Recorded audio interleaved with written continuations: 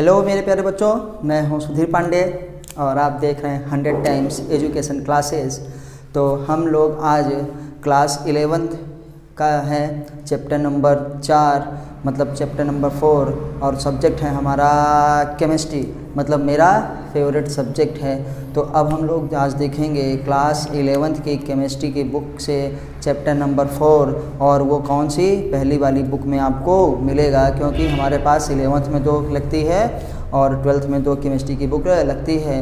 तो जो आपकी पहली बुक है उसी का चैप्टर नंबर 4 देखेंगे, जिसका नाम है chemical bonding and molecular structure, मतलब रासायनिक आबंध है। और हम क्या कहेंगे, आणविक संरचना के बारे में अध्ययन करेंगे। तो आइए देखिए, आप सब लोग खोल लीजिए, साथ में देखिए बेटा। अगर आपको नीट में सेलेक्ट होना है, आपको जेई में सेलेक्ट होना है, तो आपको एनसीईआरटी पढ़ना ही पड़ेगा। किसी भी जॉब के लिए, किसी भी एंट्रेंस एग्ज़ाम के लिए आपको देखना ही पड़ेगा एनसीईआरटी। तो आज ये चैप्टर नंबर 4 है, उसका पहला लेक्चर है, एकदम बेसिक से पढ़ेंगे, एनसीईआरटी के साथ पढ़ेंगे। और वो हमारे पास है केमिकल बॉन्डिंग। केमिकल बॉन्डिंग, पहले ये केवल केमिकल बॉन्डिंग के नाम से था, अब जो है केमिकल बॉन्डिंग एंड क्या है, मॉलिक्यूलर स्ट्रक्चर हो गया है, क्योंकि अब हम लोग पढ़ते हैं एनसीईआरटी मॉलिक्यूलर स्ट्रक्चर, मतलब कैसे अणु की संरचना होगी और कैसे जो है बॉन्ड बनता है। क्योंकि बेटा जब बॉन्ड बनेगा तभी अणु बनेगा, नहीं तो अणु कैसे बनेगा। बिना संयोग के, बिना आबंध के, बिना बॉन्ड के कोई मॉलिक्यूल नहीं बनेगा। तो इसलिए मॉलिक्यूलर स्ट्रक्चर हमको देखना पड़ता है। तो इसके लिए पहले बॉन्ड कि हम लोग कैसे आपस में सहयोग करेंगे, अलग अलग चीज़ हैं। हम लोग देखिए किसी के साथ रिलेशनशिप भी बनाते हैं, रिश्ता बनाते हैं, तो कहते हैं ना हमारा और उनका बंधन है, हमारा और उनका एक बंधन है, जिसको कॉमन भाषा में हम लोग कहते हैं कि एक रिश्ता है। इसी तरीके से जब विभिन्न परमाणु आपस में संयोग करते हैं तो एक क्या बनता है, एक अणु बनता है, और संयोग करने के लिए उनको बॉन्ड की ज़रूरत पड़ती है, आबंध या बंध की ज़रूरत पड़ती। बॉन्डिंग करते हैं आपस में ना, एक दूसरे को जकड़ते हैं, एक दूसरे को पकड़ते हैं। हमें लोग किसी से गले मिलते हैं तो आराम से जो है करते हैं, तो एक रिश्ते के देखते हैं। तो ये बॉन्ड जो है कई प्रकार के होते हैं, कई प्रकार के करते हैं। तो हम लोग पहले इसी को देख लेते हैं कि क्या होता है रासायनिक बंध ना। रासायनिक बंध बेटा वो होता है जो किसी अणु में परमाणुओं को क्या है, एक साम्य स्थिति में बनाए रखने के लिए आवश्यक होता है, उनको रोक के रखने के लिए जो बनता है ना, उसी को हम लोग आबंध कहते हैं। तो आइए शुरुआत से ही हम लोग करेंगे। पहली बात है केमिकल बॉन्डिंग एंड क्या मॉलिक्यूलर स्ट्रक्चर। तो आइए देख लेते हैं कि हमारे पास कितने प्रकार की बेटा बॉन्डिंग होती है, कितने प्रकार के हमारे पास बंध बनते हैं, या कितने प्रकार के बलों से हमारे कोई भी अणु बनता है। तो हम आपको सिंपल से बताए थे कि आईसीयू में है दवा, क्या है, आई है ये क्या बेटा सीयू है ना, ये क्या है, में है ना, डी से दवा, आईसीयू में है दवा। सारे के सारे आपकी केमिस्ट्री में जितने बॉन्ड आते हैं हमने सब का नाम यहाँ पे लिख दिया। बंधों या बलों की प्रकृति के आधार पे ही चीज़ें बनती हैं, कोई भी मॉलिक्यूल अपना स्ट्रक्चर बनाता है। तो सबसे आईयू से हमारे पास आई से क्या हो बेटा, आयनिक बॉन्ड, क्या हो गया, आयनिक बॉन्ड। सबसे उसके बाद क्या है, covalent bond, covalent bond. Covalent bond के बाद बेटा मेटेलिक बॉन्ड, क्या कहेंगे, मेटेलिक बॉन्ड कहेंगे, मेटेलिक बॉन्ड। मेटेलिक बॉन्ड को के बाद क्या होता है हमारे पास बेटा, हाइड्रोजन बॉन्ड, क्या कहेंगे, hydrogen bond, hydrogen bond. Hydrogen bond के बाद हुआ dipole, dipole interaction, dipole, dipole interaction कहो या इसी को बॉन्ड कहो, डाइपोल, डाइपोल बॉन्ड या इंट्रैक्शन भी कहते हैं। और डब्लू से होता है वंडर वाल, क्या है, वंडर, ये वी वाला है, सॉरी, वंडर वाल क्या है, फोर्स कहते हैं इसको, या वंडर वाल बॉन्ड भी इसको कहा जाता है। तो आइए हम लोग जो है ये यहाँ पे वी आप कर लीजिए। आइए तो ये बेटा वान डर वाल हमारे पास हो गया। तो हम इसकी हिंदी लिखेंगे, याद रखिएगा सबसे पहले कौन सा बंध होता है, आयनिक बंध। ये प्रबलता के आधार पे है आयनिक बंध। क्या बेटा, आयनिक बंध होता है। अब बार बार बंध नहीं लिखेंगे। दूसरा क्या है, कोवैलेंट का मतलब सहसंयोजक। क्या है, सहसंयोजक, मतलब साथ साथ क्या है, संयोजन का काम करता है। सह संयोजक क्या है बेटा, बंध। ये क्या है बेटा, धात्विक बंध। क्या कहेंगे, मेटलिक मतलब धात्विक बंध होता है। धात्विक बंध के बाद कौन सा, हाइड्रोजन बंध। कहाँ पे, हाइड्रोजन बंध। आइए बउआ देखते हैं हाइड्रोजन बंध। हाइड्रोजन बंध इसको क्या कहेंगे, द्विध्रुव। द्विध्रुव क्या कहेंगे, द्विध्रुव न द्विध्रुव अन्योन्य क्रिया या बंध। क्या कहते हैं, अन्योन्य क्रिया वाला ये बंध है। और इस बेटा का नाम क्या है, इसका वान डर। क्या है, अब ये तो वान डर का वान डर ही रहेगा, वान डर वाल। क्या है, वान डर वाल बल या बंध हम लोगों को होता है। तो जाइए सबसे पहले सबसे प्रबल ये क्या है, decreasing order of bond strength. इसको क्या कहते हैं बेटा, decreasing order of bond strength कहा जाता है कि हमारे पास क्या होता है, डिक्रीजिंग ऑर्डर ऑफ। चलिए बेटा तो देखते हैं ये क्या है, decreasing order of bond strength. इसको क्या करेंगे, बंध की शक्ति। ये कौन सा प्रबल बंध है, तो इधर से इधर जाने पर, इधर से इधर जाने पर ये क्या हो रहा है, decreasing order of, decreasing order of bond strength. क्या कहेंगे, decreasing order of bond strength. इसका मतलब कि ये क्या है, जैसे इधर से इधर जा रहे हैं वो बॉन्ड की प्रबलता क्या हो रही है, घट रही है। आपको ये याद रखना पड़ेगा कि सबसे प्रबल बंध कौन सा होता है, सबसे दुर्बल बंध कौन सा होता है। तो आयनिक बंध सबसे प्रबल होता है, उसके बाद कोवैलेंट बॉन्ड, उसके बाद मेटेलिक बॉन्ड, उसके बाद हाइड्रोजन बॉन्ड, उसके बाद डाइपोल डाइपोल इंटरेक्शन या डाइपोल डाइपोल बॉन्ड। और ये क्या है, वान डर वाल। हिंदी में अगर बात करें तो आयनिक बंध को आयनिक ही कहते हैं, कोवैलेंट को सहसंयोजक, मेटेलिक को धात्विक बंध, हाइड्रोजन को हाइड्रोजन बॉन्ड ही कहा जाता है, और डाइपोल डाइपोल को द्विध्रुव द्विध्रुव, और क्या है, वान डर वाल को वान डर बॉल ही कहा जाता है। तो सबसे प्रबल कौन सा होता है, आयनिक बंध। आयनिक बंध किसमें पाया जाएगा बेटा, आयनिक बंध किसमें पाया जाएगा, आयनिक कंपाउंड में। किसमें कहेंगे, आयनिक कंपाउंड में पाया जाएगा। आयनिक कंपाउंड का मतलब आयनिक यौगिकों में पाया जाएगा। जैसे हमारे पास क्या है, NaCl। कोवैलेंट बॉन्ड की अगर बात करें तो ये किसमें पाया जाता है, उपसहसंयोजक, कोवैलेंट कंपाउंड में। किसमें, कोवैलेंट कंपाउंड में। तो बेटा जैसे ही बॉन्ड रहता है उसी के अनुसार उस यौगिक का नाम भी हो जाता है। किसमें पाया जाएगा, कोवैलेंट कंपाउंड में। अगर एग्जाम्पल की बात करें तो सबसे छोटा देखो, जैसे CH4 क्या है, मेथेन। कि कार्बन क्या है, हाइड्रोजन के साथ कोवैलेंट बॉन्ड के द्वारा बनता है। अगर मेटेलिक बॉन्ड, धात्विक बॉन्ड कहें किसमें पाया जाएगा, तो बेटा मेटल्स में। किसमें, मेटल्स में पाया जाएगा। किसमें, मेटल्स में पाया जाएगा, मतलब धातुओं में पाया जाएगा। धातु में आप कोई भी लिख लीजिए ना, इसके जो अणु बनेंगे, इसके जो हमारे पास एटम हैं ये आपस में कैसे बने हैं, सिल्वर हो गया, कॉपर हो गया, गोल्ड हो गया, आप कुछ भी लिख सकते हैं। हाइड्रोजन बॉन्ड किसमें पाया जाएगा, हाइड्रोजन बॉन्ड आप जानते हैं वाटर में पाया जाता है, एथेनॉल में पाया जाता है। आप यहाँ पे लिख सकते हैं किसमें, आइस में। क्या कहेंगे, आइस में।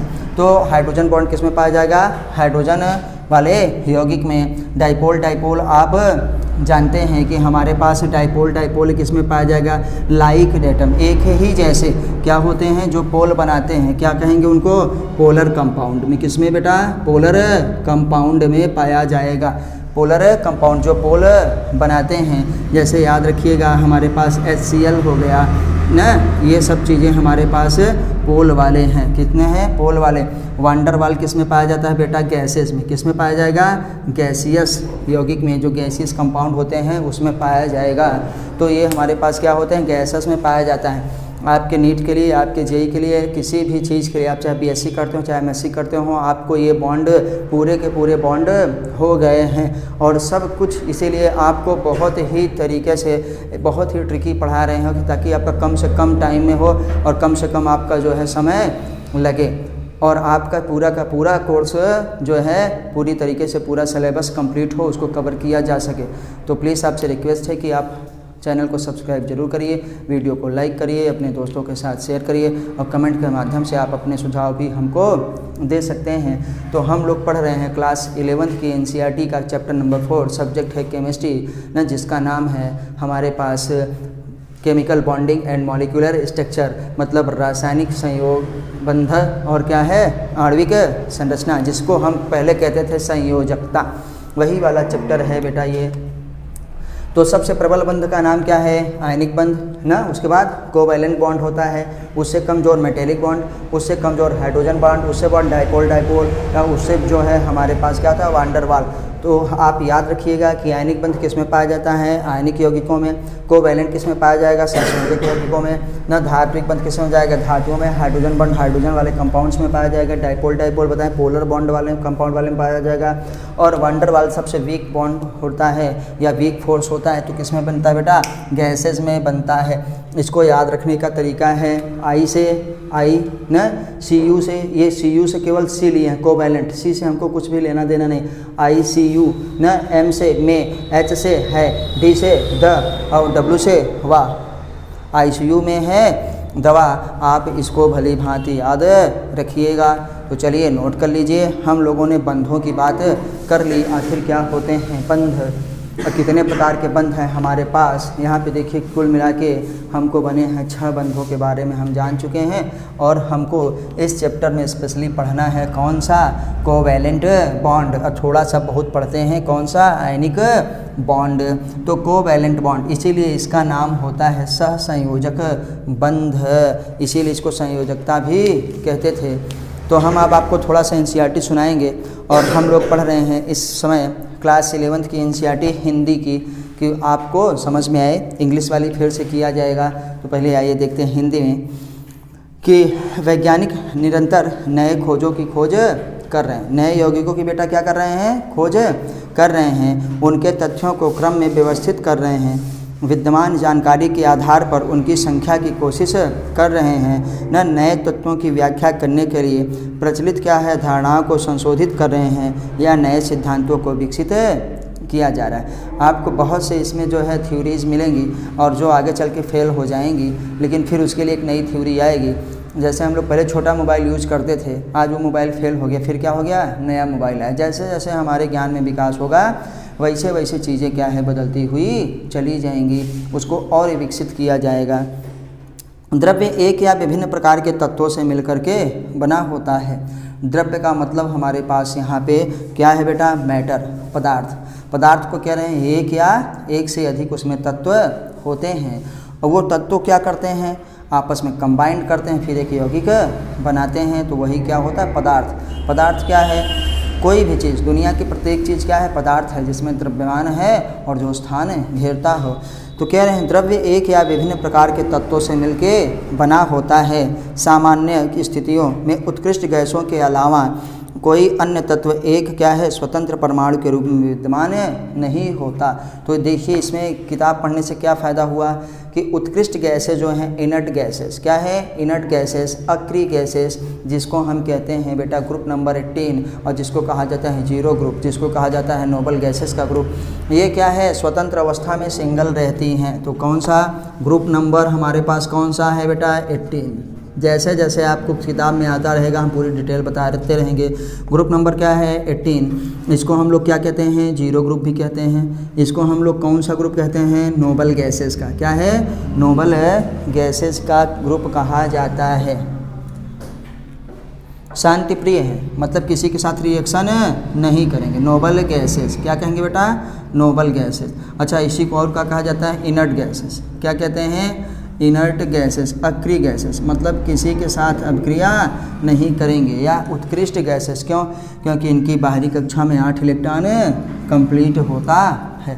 इसी इलेक्ट्रॉन को लेने, इसी इलेक्ट्रॉन को देने, 8 इलेक्ट्रॉन पूरा करने के लिए ही तो सारा खेल हो रहा है, स्टेबिलिटी को प्राप्त करने के लिए। ये क्या कहते हैं, नोबल गैसेस कैसे रहती है बेटा, फ्री इन नेचर। यही क्या रहती हैं, फ्री इन नेचर, प्रकृति में स्वतंत्र रूप में रहती हैं, बिना किसी के साथ कंबाइन करने में। मतलब क्या है, अपने एटॉमिक फॉर्म में ही रहती हैं। किसमें, एटॉमिक फॉर्म में ही रहती हैं, अपने कौन सा परमाणु वाली अवस्था में ही रहती हैं, बिना अणु बनाए रहती हैं। नहीं तो बाकी सब के सबको मॉलिक्यूल बनाना ही पड़ता है। यही हमारे पास ग्रुप नंबर 18 जिसको जीरो ग्रुप कहा जाता है, नोबल गैसेस कहा जाता है, इनर्ट गैसेस कहा जाता है। ये फ्री इन नेचर, प्रकृति में स्वतंत्र अवस्था में ये रहती हैं और एटॉमिक फॉर्म में रहती हैं, मतलब परमाणु के रूप में रहती हैं। नहीं कोई भी एटम ऐसा नहीं है कि जो स्वतंत्र अवस्था में केवल एटम के रूप में रहता हो। उन सब को जो है अपने अणु के रूप में बदलना ही पड़ता है, कंपाउंड के रूप में बदलना ही पड़ता है। आपके पीरियोडिक टेबल में जो कुछ भी रखा गया है 118 एलिमेंट, उनका बेटा केवल एक एक परमाणु रखा गया है। वो प्रकृति में जो है एक एक नहीं पाए जाते हैं, वो अणु के रूप में पाए जाते हैं, कंबाइंड फॉर्म में पाए जाते हैं। सिर्फ एक्सेप्ट क्या है, नोबल गैसेस 18वें ग्रुप को तत्वों को छोड़ करके। तो इसलिए एनसीईआरटी ज़रूर पढ़िए। आते हैं, अलावा अन्य तत्व एक दूसरे से स्वतंत्र परमाणु के रूप में विद्यमान नहीं होते हैं। परमाणुओं के समूह विशिष्ट गुणों वाली स्पीशीज़ के रूप में विद्यमान होते हैं। जब अलग अलग कम बनेंगे यौगिक परमाणु, क्या होंगे, किसी में 2 परमाणु, किसी में 4 परमाणु, किसी में कुछ और परमाणु ना आपस में कंबाइंड करेंगे। उनके कंबाइंड करने का तरीका अलग अलग होगा, तो उनके गुण भी क्या होंगे, अलग अलग होंगे। अलग अलग यौगिकों के क्या है, गुण भी अलग अलग होते हैं, भले वो एक ही तत्वों से बने हों। जैसे हम लोगों को पता है कि क से लेकर ज्ञ तक पढ़ते हैं, अ से लेकर अह तक पढ़ते हैं ना, हमारे पास ए से लेकर जेड तक है, लेकिन उन्हीं लेटर्स को जो है आगे पीछे अरेंजमेंट करके पुनः व्यवस्थित करके एक नया नाम बनाया जाता है, एक नया वर्ड बनता है, एक नया सेंटेंस बनेगा। उसी प्रकार से क्या है, विभिन्न प्रकार के तत्वों को उनके क्या है निश्चित अनुपात में, उनके क्या है निश्चित क्रम में व्यवस्थित करके अलग अलग यौगिक बनाए जाते हैं, अलग अलग अणु, अलग अलग मॉलिक्यूल्स बनाए जाते हैं। जब वो मॉलिक्यूल अलग अलग होते हैं तो उनके गुण भी अलग अलग होते हैं। ठीक है, आइए फिर हम आगे चलते हैं। तो परमाणु के ऐसे समूह को अणु कहते हैं। हम आपको बोले थे बेटा अणु किसे कहते हैं, अणु किसे कहते हैं, तो शॉर्ट फॉर्म में यही कहा जाता है कि परमाणुओं के समूह को अणु कहा जाता है। लेकिन हम आपको बताए हैं, कृष्णा आप हमको बताएंगे कि हम आपको क्या बताए हैं, अणु किसे कहते हैं। विकास आप, एक या एक से अधिक, 2 या 2 से अधिक परमाणु। ठीक है, एक या एक से अधिक तत्वों के 2 या 2 से अधिक परमाणु मिलकर के आपस में अणु बनाते हैं। एक या एक से अधिक तत्वों के 2 या 2 से अधिक परमाणु आपस में मिलकर के अणु बनाते हैं। वो बेटा चाहे एक तत्व के कई परमाणु हों, लेकिन मिनिमम 2 होना चाहिए। चाहे एक से अधिक तत्वों के कई परमाणु हों, लेकिन मिनिमम क्या है, 2 होना चाहिए। तो एक बार फिर सुन लीजिएगा, आप लोग भी याद रखिएगा। एक या एक से अधिक तत्वों के 2 या 2 से अधिक परमाणु आपस में मिलकर के अणु बनाते हैं। और वो अणु बनाते कैसे हैं, रासायनिक संयोजन के द्वारा, रासायनिक बंधों के द्वारा। ये जो हमारा चैप्टर है उसी चैप्टर की बेटा भूमिका बन रही है। आते हैं, तो प्रत्यक्ष रूप में कोई बल अणुओं के घटक परमाणुओं को आपस में पकड़े रहता है। एक प्रकार का क्या बनता है, बल है जो उनको आपस में खींचे रहता है। हम ही को किसी को ग्रुप में रखना होगा, लोगों को साथ में रखना होगा, तो हम किसी न किसी के द्वारा, किसी रिश्ते के द्वारा, किसी बंधन के द्वारा या किसी बल के द्वारा खींच रहेंगे। हम लोग एक ही फैमिली में क्यों रहते हैं, क्योंकि हमारा जो है उनके साथ क्या होता है बेटा, एक रिश्ता होता है, एक बंधन होता है ना। वो खींच, मम्मी लोग हमको खींच के क्यों बैठा लेती हैं, क्योंकि वो उनके पास क्या है, पावर ज़्यादा है, बड़ी हैं, ठीक है, ताकत ज़्यादा है, तो उन्हीं को हम बल कहते हैं ना। और इसी में हम लोग इसको क्या कहते हैं, रिश्ता, बंधन, मोह, माया, सब प्रकृति का खेल है। यही क्या है, रसायन विज्ञान है। राम रसायन तुम्हारे पासा, सदा रहो रघुपति के दासा। हनुमान जी के पास राम भी थे, रसायन भी थे, इसीलिए बल भी ज़्यादा था, इसीलिए बल भी ज़्यादा था। तो कह रहे हैं जिन बलों के आधार पर हम उनको बांध के रखे रहते हैं ना, कोई न कोई बल है, तभी हम उनको आपस में बांध के रखे ना, नहीं तो क्या हो जाएंगे, सब भाग जाएंगे, सारे परमाणु क्या हो जाएंगे, भाग जाएंगे। अभी एक छोटा सा एग्जांपल देखते हैं। हमने यहीं पे लिखा है CH4 मेथेन, क्या लिखा है? मेथेन।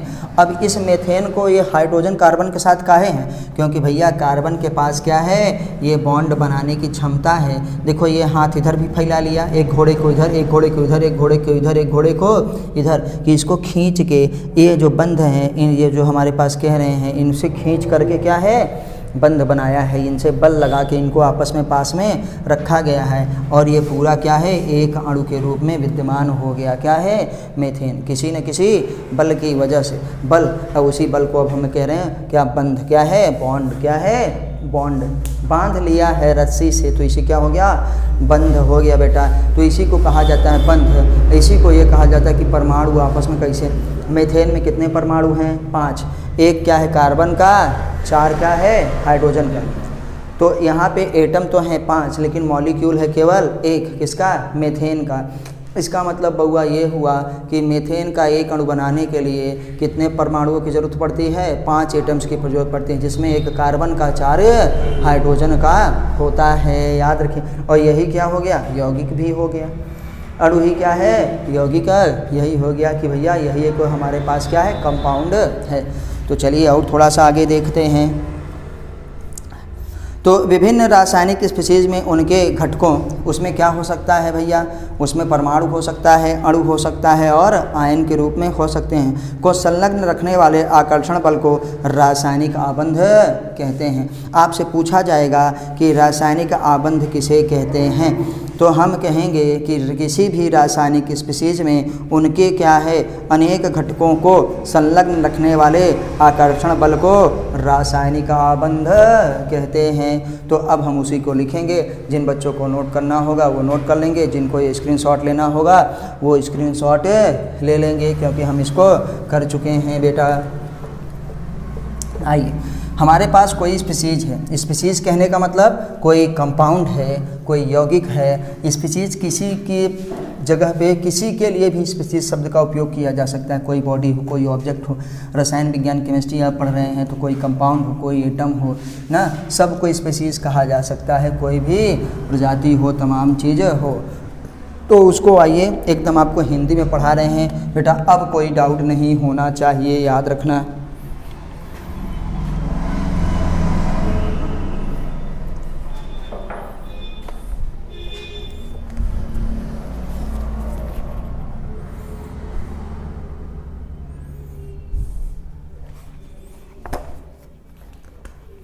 आते हैं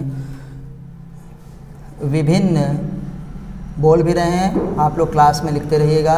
विभिन्न रासायनिक स्पीशीज में, रासायनिक अभी सब बताएंगे, स्पीशीज में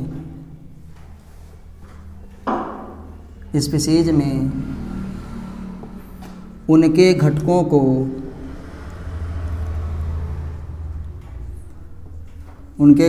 को आपस में संलग्न, साथ रखने वाले, संलग्न रखने वाले आकर्षण बल को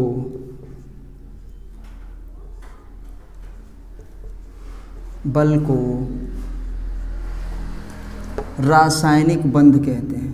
को रासायनिक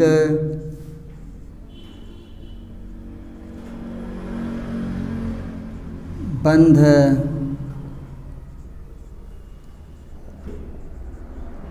कहते हैं।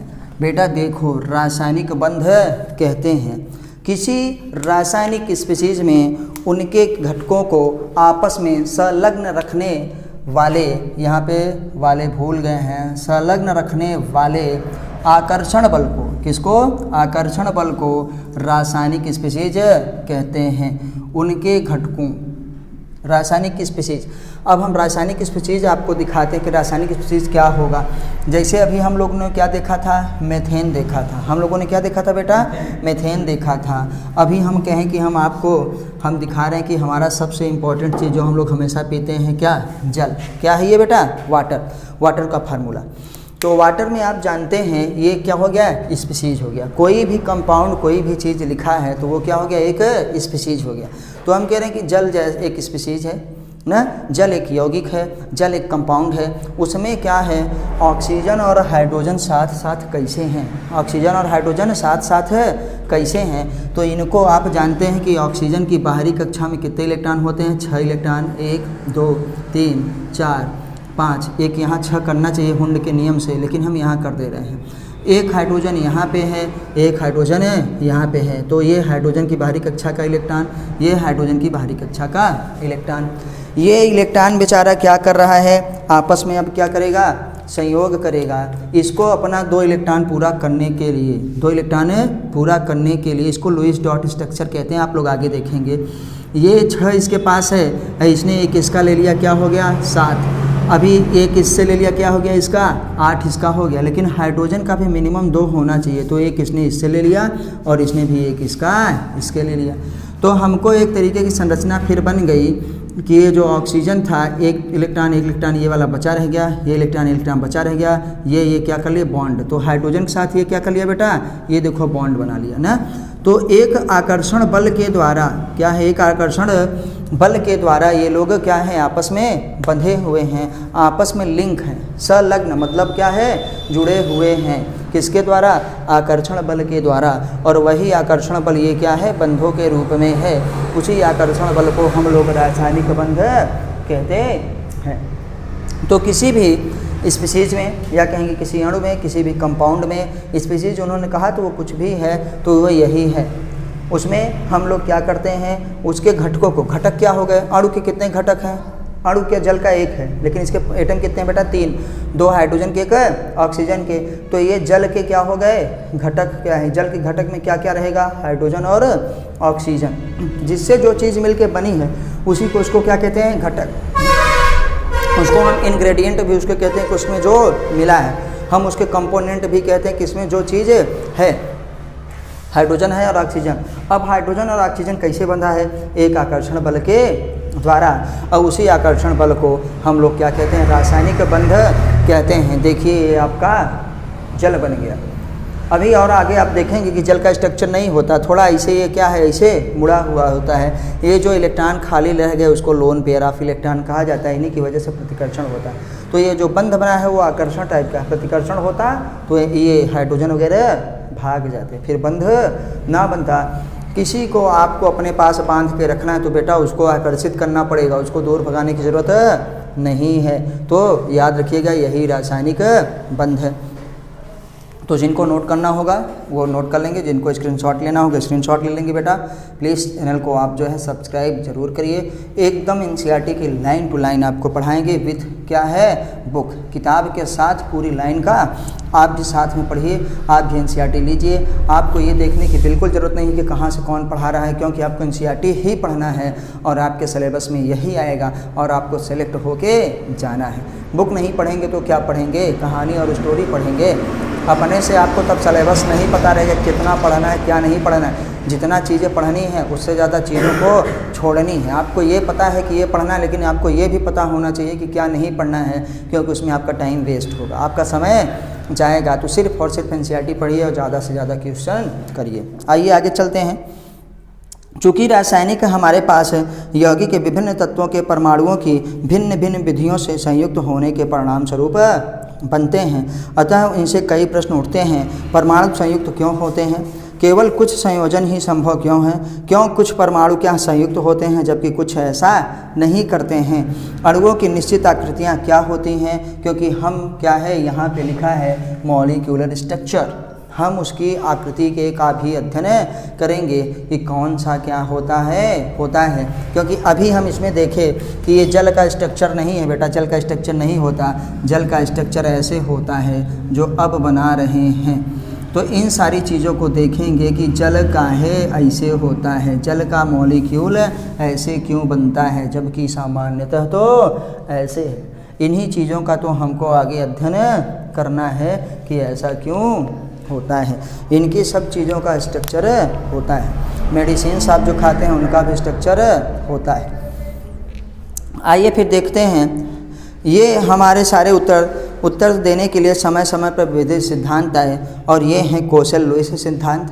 पहले हम कोशल और लुईस के संरचना का देखेंगे, उसके बाद संयोजकता कक्ष इलेक्ट्रॉन युग्म देखेंगे जिसको हम VSEPR कहते हैं और 60 में इसको विस्पर थ्योरी कहा जाता है।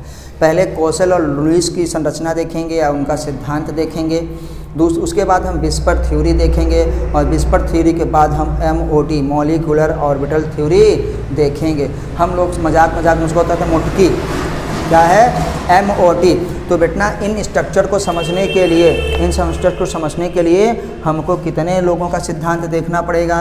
पहला सिद्धांत हमको क्या है, कोशल एंड क्या है, लुईस। कोशल एंड लुईस, इनको लेवाइस वाला नहीं है, ये लुईस इंग्लिश में ऐसे लिखा जाता है, ठीक है। तो लेविस इनको कहते हैं, कोशल एंड लेविस। दूसरा हमारे पास है विस्पर, VSE क्या है PR ना, वैलेंस शेल इलेक्ट्रॉन पेयर क्या है, रिपल्सन थ्योरी। इसको क्या कहा जाता है बेटा, विस्पर थ्योरी कहा जाता है ना। आप लोग देखो विस्पर से याद अपने टीवी में ऐड भी दिखाते हैं ना गर्ल्स वर्ल्स के लिए, विस्पर क्या आता है, पैड आता है ना, विस्पर का एक पैड आता है। तो उससे याद रखिएगा कि कोशल एंड क्या है, लेविस है थ्योरी पहले पढ़ेंगे, फिर विस्पर थ्योरी पढ़ेंगे और तीसरी हम लोग कौन सी पढ़ेंगे थ्योरी बेटा, MOT क्या है, मॉलिक्यूलर ऑर्बिटल थ्योरी। तो इसको हम लोग कहते थे हंसने के लिए मुटकी, क्या है MOT, क्या है मोटी। तो MOT मॉलिक्यूलर ऑर्बिटल थ्योरी हम लोग पढ़ेंगे। काहे के लिए, इसी जानने के लिए कि किसी का स्ट्रक्चर कैसे बनता है, इनको संयोग करने की क्या ज़रूरत है, मॉलिक्यूल ये काहे बना रहे हैं, इन सब चीज़ों को बेटा देखने के लिए। बेटा तुम ग्लाइकोडिन पियो, खांसी भगाओ ना। तो आते हैं हमारे पास 3 सिद्धांत हैं और इसी सिद्धांत को पढ़ते पढ़ते हमारा चैप्टर क्या हो जाएगा, ख़त्म। बहुत ही इंपॉर्टेंट चैप्टर है, बहुत ही बड़ा चैप्टर है और आपको बहुत ही इसको अच्छे समझना है। इसीलिए पहले हम पूर्ण रूप से आप लोगों को इसको हिंदी में पढ़ाएंगे। और बच्चों आप याद रखिए, आप इंग्लिश पढ़िए चाहे हिंदी पढ़िए, आपको नीट में हूबहू सेम टू सेम वही मिलेगा। आप हिंदी का पेपर देंगे तो इंग्लिश और हिंदी दोनों आएगा, इंग्लिश का पेपर लेंगे तो केवल और केवल इंग्लिश आएगा। तो मैं कहूँगा कि आप हिंदी वाला ही मांगिएगा अगर आपके ओरिजिन हिंदी है तो, नहीं तो इंग्लिश की क्लास में जो पढ़ाते हैं तो बच्चे कहते हैं कि सर जी समझ में नहीं आया, इसको सर हिंदी में थोड़ा करिए। क्वेश्चन आपके सेम रहेंगे, बस लैंग्वेज डिफरेंट रहेगी, बाकी कुछ भी डिफरेंट नहीं रहेगा, सेम नंबर होगा, सारी चीज़ें होगा। और प्लीज़ रिक्वेस्ट करेंगे थोड़ा सा इंग्लिश ज़रूर पढ़ते रहिए, क्योंकि बिना उसके फिजिक्स केमिस्ट्री बायो में काम नहीं होगा, भले आप कब तक हिंदी पढ़ेंगे। तो इसलिए धीरे धीरे अभी आपको विस्पर को विस्परे लिखेंगे, मॉलिक्यूलर ऑर्बिटल थ्योरी को मॉलिक्यूलर ऑर्बिटल थ्योरी ही लिखेंगे। जो आपके डिफिनीशंस हैं उसको हम हिंदी में लिख सकते हैं ना। अक्लीस NCERT की किताब ज़रूर पढ़िए और आपको फिजिक्स हो चाहे केमिस्ट्री हो चाहे बायोलॉजी, सबकी NCERT पढ़ना है अगर आपको जो है नीट में सेलेक्ट होना है और JEE में सेलेक्ट होना है, तब भी मैथ और फिजिक्स केमिस्ट्री पढ़ना पड़ेगा। तो आइए आगे बढ़ते हैं, थोड़ा सा फिर देखते हैं हमारे पास कि हम क्या पढ़ेंगे। कोशल लुईस सिद्धांत पढ़ेंगे, संयोजकता कक्ष क्या, इलेक्ट्रॉन युग्म प्रतिकर्षण। यही देखो कितना टफ है हिंदी में, इंग्लिश में बड़ा सिंपल है, valence shell electron pair repulsion. हो गया कि नहीं हो गया, MOT मॉलिक्यूलर ऑर्बिटल थ्योरी। तो इन सब चीज़ों से इसलिए इंग्लिश पढ़ना जरूरी है। आबंध संयोजकता आबंध सिद्धांत तथा आणविक कक्षक सिद्धांत को ही भी हम पढ़ेंगे, आणविक कक्षक सिद्धांत को पढ़ना जरूरी है। अब हम आते हैं सीधे संयोजकता के विभिन्न सिद्धांतों का विकास तथा रासायनिक आबंधों की प्रतिकृति की व्याख्या का सीधा संबंध वास्तव में परमाणु संरचना के तत्वों, इलेक्ट्रॉनिक विन्यास तथा आवर्त सारणी को समझने से रहा है। प्रत्येक निकाय अधिक स्थायी होने का प्रयास करता है। यह आबंध स्थायित्व पाने के लिए ऊर्जा को कम करने का क्या है, प्राकृतिक तरीका है। बेटा हर कोई आदमी जो कोई लड़ाई करता है, कोई झगड़ा करता है, हम पढ़ा रहे हैं, आप पढ़ रहे हैं, किसके लिए, स्टेबिलिटी के लिए, स्थायित्व को प्राप्त करने के लिए।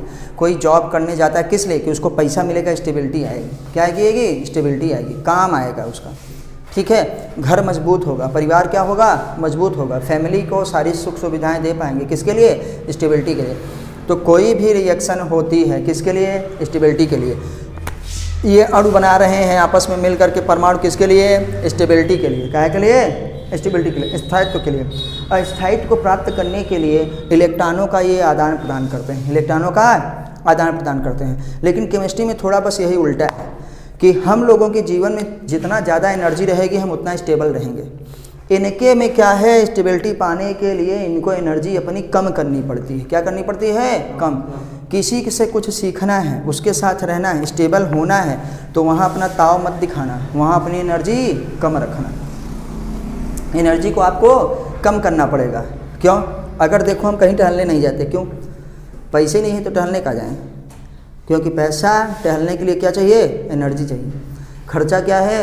ज़्यादा होगा ना। तो हम लोग क्या बहाना करते हैं, अरे यार टाइम ही नहीं है। लेकिन मेन बात क्या है? एनर्जी नहीं है। अब जिसके पास पैसा खूब रहेगा, एनर्जी खूब है ना, तो क्या करेगा? चलो यहाँ कहीं टहल आएँ, कहीं गोवा टहल आएँ, कहीं यहाँ मसूरी टहल आएँ, ना कुछ हो तो चलो पॉपकॉर्न ही किसी हॉल में बैठ के खाएँ, तमाम चीज़ें हैं। लेकिन हम लोगों के पास अरे यार पढ़ना और पढ़ाना ही ज़िंदगी है, बाकी कुछ रखा नहीं। कपड़ा है, घड़ी है, जूता है, गाड़ी है, सब कुछ है, अब क्या चाहिए? कुछ नहीं चाहिए। छोटे बच्चे के पास एनर्जी ज़्यादा रहती है, वो मम्मी के पास नहीं बैठता, भागता रहता है, उधर उधर भागता रहता है। दरवाजे में कोई बेल बजाया, खटाक से छोटका निकलेगा, या जो सबसे बाहर बैठा है ना, हेलो कौन? अगर घंटी भी फ़ोन की बज जाती है तो सबसे पहले वही उठता है कि हम जल्दी से उठा लें। और हम लोगों में एनर्जी लो, सो रहे हैं तो सोते हैं, क्या है? Low energy. तो स्टेबिलिटी प्राप्त करने के लिए इनमें एनर्जी क्या करना पड़ता है? लो, अपनी एनर्जी को कम करना पड़ता है। एनर्जी को कम करते हैं क्योंकि तभी इलेक्ट्रॉन को क्या कर गेन कर सकते हैं, इलेक्ट्रॉनों का आदान प्रदान करते हैं, और तभी वो बेटा क्या है? बॉन्डिंग करते हैं। और जब ये बॉन्ड बनाएगा तभी तो स्टेबल रहेगा, स्थायी रहेगा, नहीं जल नहीं रहेगा। दोनों हाइड्रोजन ऑक्सीजन होकर उड़ जाएंगे, अलग हो जाएगा, और यहाँ संसार से जल ही खत्म। फिर मेथेन नहीं रहेगा। क्यों? क्योंकि एनर्जी ज़्यादा मिली तो फुर्र से उड़े। मस्त पैसा है, गाड़ी है, देखो हमेशा उड़ते रहते हैं। अभी नई पल्सर उड़ेंगे तो कितनी उड़ के जाएंगे। क्यों? क्योंकि उसमें एनर्जी तुरंत मिली है, ज़्यादा है। तो स्टेबिलिटी के लिए एनर्जी ज़्यादा चाहिए कि कम? कम। किसी भी एटम में, किसी भी मॉलिक्यूल में उसके एटम्स को क्या है? स्टेबल बनाए रखने के लिए, किसी भी मॉलिक्यूल के स्टेबल बनाए रखने के लिए उसको एनर्जी क्या है? अपनी कम करनी पड़ती है, एनर्जी ज़्यादा नहीं करनी पड़ती है। और उसी स्टेबिलिटी को प्राप्त करने के लिए वो लोग क्या करते हैं? आपस में रिएक्शन करते हैं। उसी स्टेबिलिटी को बनाने के लिए वो देखो बॉन्ड बनाया है, नहीं तो फिर उसको बॉन्ड बनाने की ज़रूरत नहीं थी। किसी से आप रिश्ता बनाते हैं किस लिए? मजबूती के लिए, बॉन्ड के लिए, स्टेबिलिटी के लिए। आपको 4 लोग जान रहेंगे, समाज की इसीलिए आवश्यकता पड़ती है क्योंकि समय पे हमारे क्या होगी? मजबूती रहेगी ना, स्टेबिलिटी रहेगी।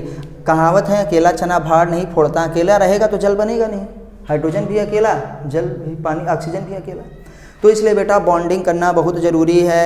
और हम लोग जब किसी के साथ रिश्ता बनाते हैं, देख भी रहे हैं, कहते हैं तुम्हारे बीच की केमिस्ट्री हम समझ रहे हैं। क्या है? बॉन्डिंग चालू है। अब देखो जब तक में बॉन्ड बन जाए, जब तक में बंध बन जाए, क्योंकि अपने दोनों को एनर्जी कम करनी पड़ेगी तभी बंध बनेगा, नहीं तो नहीं बनेगा। तो अब सबसे पहले हम देखेंगे रासायनिक क्या आबंध के कौशल और क्या है? लुईस की अवधारणा। कौशल तथा लुईस की अवधारणा के बारे में हम लोग बात करेंगे। तो इसको हम क्या कहते हैं? कौशल एंड क्या है? Lewis principle. इनके सिद्धांत को हम लोग कहेंगे, इनके सिद्धांत को पढ़ना है। तो बेटा देखो ये यहीं पे 3 है, कौशल एंड लुईस, फिर विस्पर थ्योरी, फिर क्या है? मुटकी वाली थ्योरी पढ़ेंगे, MOT। और फिर देखते हैं, इसको नहीं मिटाएंगे क्योंकि आप भली भांति जानते रहिए, बार बार जानते रहिए, तब तक पढ़ पढ़ के उसको याद कर लीजिए कि क्या होता है हमारे पास विभिन्न रासायनिक स्पीशीज़ में ना, उनके घटकों को आपस में संलग्न रखने वाले आकर्षण बल को ही हम लोग क्या कहते हैं? रासायनिक बंध कहते हैं। तो आपको ये वीडियो बेटा कैसी लगी? आप हमको कमेंट के माध्यम से ज़रूर बताइए। आप हमको जो है अपने सुझाव ज़रूर दीजिए। चैनल को सब्सक्राइब करिए, वीडियो को लाइक करिए। आज हमारा ये इस चैप्टर का पहला जो है लेक्चर है, तो इसलिए हम इसको थोड़ा ही करेंगे क्योंकि आपका ये बेस बनना बहुत ज़रूरी है, भूमिका बनना बहुत ज़रूरी है, कंसेप्ट बनना बहुत ज़रूरी है। कल की क्लास में हम लोग पढ़ेंगे कौशल एंड लुईस प्रिंसिपल, उनका सिद्धांत के बारे में अध्ययन करेंगे। उनकी क्या थ्योरी है, उन्होंने क्या बताया है, अष्टक नियम क्यों ज़रूरी है, इन सब के बारे में अध्ययन करेंगे। प्लीज़ आप NCERT ज़रूर पढ़िए और वीडियो को लाइक ज़रूर करिए, चैनल को सब्सक्राइब ज़रूर करिए। मैं हूँ सुधीर पांडे और आप देख रहे हैं 100 टाइम्स एजुकेशन क्लासेस। फिर मिलते हैं अगले वीडियो में, तब तक नमस्ते, जय हिंद, जय भारत।